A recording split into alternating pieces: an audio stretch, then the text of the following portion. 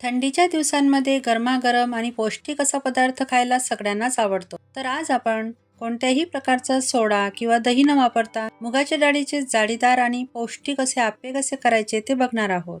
नमस्कार, मनीषा टेस्टी रेसिपीमध्ये तुमचे सर्वांचे मनापासून खूप खूप स्वागत. मुगाच्या डाळीचे भरपूर असे पदार्थ बनतात. एक वेळा सोडा आणि दही न वापरता कमी तेलकट, पौष्टिक, झटपट आप्पे तुम्ही एक वेळा नक्की ट्राय करून बघा. वरतून क्रिस्पी, कुरकुरीत आणि आतून मस्त मऊ, जाळीदार, हलके असे ते कमी तेलकट आप्पे तयार होतात. रेसिपी खूप सोपी आहे आणि काही टिप्ससह मी तुमच्या सोबत शेअर केलेली आहे. तेव्हा तुम्ही शेवटपर्यंत पहा. आणि एक निवेदन आहे, जर तुम्हाला माझी रेसिपी आवडली तर प्लीज माझ्या चॅनलला लाईक आणि सबस्क्राईब नक्की करा. चला तर मग रेसिपीला सुरुवात करूया. इथे मी 1 वाटी मुगाची डाळ घेतलेली आहे.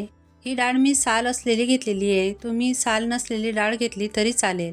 तुम्हाला माहीतच असेल, मुगाच्या डाळीमध्ये खूप जास्त प्रमाणात प्रोटीन असते आणि ती पचायलाही हलकी असते, त्यामुळे ती सगळ्यांनाच खायला चालते. आता इथं मी 1 वाटी घेतलेली आहे. तुम्ही तुमच्या आवडीनुसार डाळ कमी जास्त घेऊ शकता. आता ही डाळ मी 2 ते 3 पाण्याने स्वच्छ धुवून तिला 1 तासासाठी भिजत ठेवून घेणार आहे. तुम्ही जर साल नसलेली डाळ घेतली तर तिला फक्त अर्धा तासासाठी भिजत घातली तरी चालेल. आता इथं बघू शकता, डाळ मस्त भिजलेली आहे आणि मी तिला 2 ते 3 पाण्याने स्वच्छ धुवून घेतलेली आहे आणि तिची जी साल होती तीही काढून घेतलेली आहे. धुताना जेवढी साल निघेल तेवढी काढा.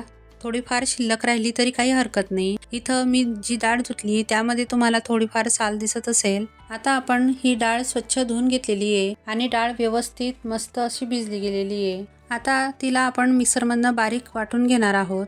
तर इथं मी डाळमधील जे पाणी आहे ते काढलेलं नाही आहे, तर त्यातूनच आपण आता डाळ अशी काढून घेणार आहोत. या पद्धतीने काढून घ्यायची, कारण आपल्याला डाळ वाटताना थोडंसं पाणी आपल्याला टाकायचं आहे त्यामध्ये. आता इथं मी डाळ ही 2 बॅचेसमध्ये वाटून घेणार आहे. तर मी मिक्सरचं भांडं थोडं लहान साईजचं घेतलेलं आहे, म्हणून 2 बॅचेसमध्ये ही डाळ वाटून घेणार आहे. आता यामध्ये आपण अजून काही साहित्य टाकून घेणार आहोत. तर इथं बघू शकता, ही डाळ थोडीशी मी राहू दिलेली. तर इथं मी 2 ते 3 हिरव्या मिरच्या असे थोडेसे तुकडे करून घेतलेले ते टाकून घ्यायचे आहेत.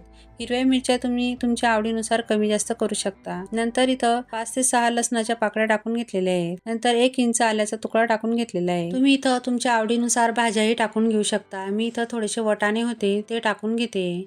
फ्रेश वाटाणे टाकून घ्यायचे. आता हे मिक्सरला एकदम बारीक पेस्ट आपल्याला करून घ्यायची आहे. थोडंसं यात पाणी टाकून घेतलं तरी चालेल. तर आता बघा, इथं मी ही बारीक एकदम पेस्ट करून घेतलेली आहे. तुम्ही व्हिडिओमध्ये बघू शकता, अजिबात यामध्ये जाडसरपणा राहिलेला नाही आहे.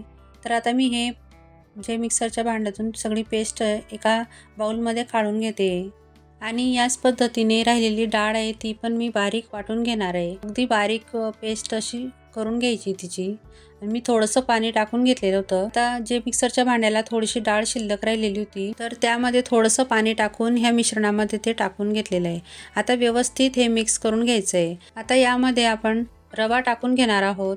रवा टाकल्यामुळे आपले आप्पे छान वरतून क्रिस्पी आणि आतून छान मऊ जाळीदार तयार होतील. आता इथं मी रवा त्याच वाटीने अर्धी वाटी रवा घेतलेला आहे. रवा टाकल्यामुळे यामध्ये आपल्याला दही किंवा सोडा टाकण्याची अजिबात गरज पडत नाही. रवा टाकल्यामुळेच ते एकदम छान मस्त असे टम्म फुगतात. तर आता बघा, हे व्यवस्थित मिक्स करून घेतलेलं आहे आणि त्यामध्ये मी थोडंसं पाणी टाकते, कारण मला थोडंसं घट्टसर वाटत होतं. रवा हा थोड्या वेळाने अजून थोडासा फुलेल, तर आपण अजून थोडंसं पाणी नंतर टाकून घेणार आहोत. तर इथं मी साधारण अर्धी वाटी पाणी टाकून घेतलेलं आहे. आता आपण यावर झाकण ठेवून याला 10 ते 15 मिनिटासाठी बाजूला ठेवून घेणार आहोत. आता 10 मिनिटांनंतर मी झाकण काढून घेतलेलं आहे आणि तुम्ही इथं बघू शकता, रवा किती छान फुलून गेलेला आहे. मस्त बॅटर फुललेलं आहे आपलं. आता यामध्ये आपण काही भाज्या टाकून घेणार आहोत. तर तुमच्या आवडीनुसार तुम्ही यामध्ये भाज्या ऍड करू शकता. तर इथं मी 1 मध्यम आकाराचा बारीक चिरून घेतलेला कांदा टाकून घेतलेला आहे. नंतर 1 टोमॅटो बारीक चिरून घेतलेला होता, तोही टाकून घेतलेला आहे. नंतर 1 चमचा पांढरे तीळ टाकून घेतलेले आहे. नंतर 1 चमचा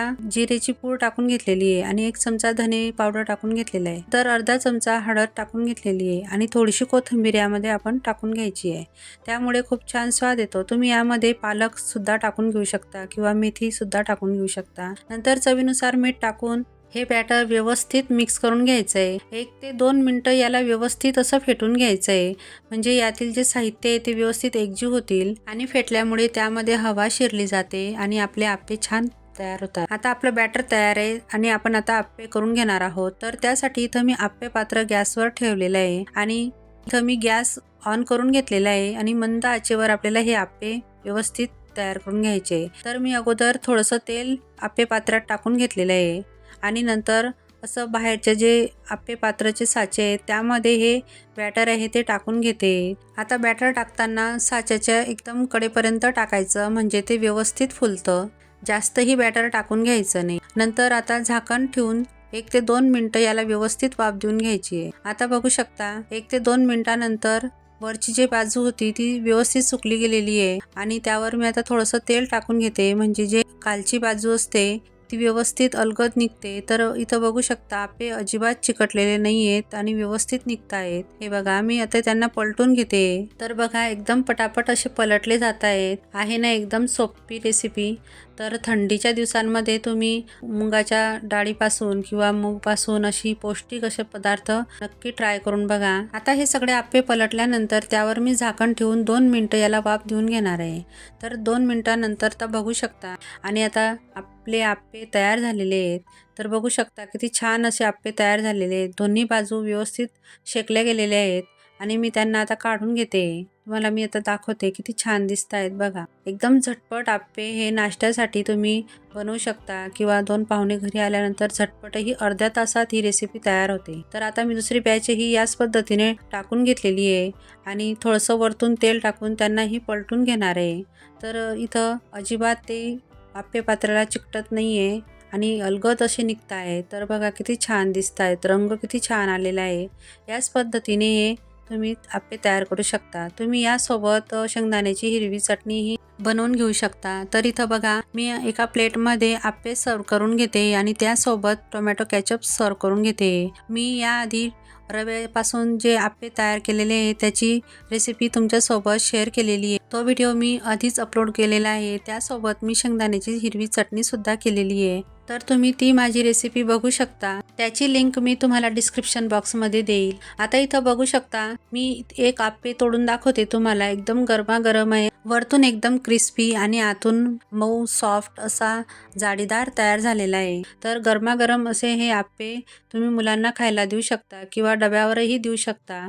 2 पाहुणे घरी आल्यानंतर तुम्ही झटपट तयार करून त्यांना खायला देऊ शकता. तर तुम्हाला ही माझी रेसिपी कशी वाटली ते मला कमेंट करून नक्की सांगा आणि एक वेळा नक्की ट्राय करून बघा.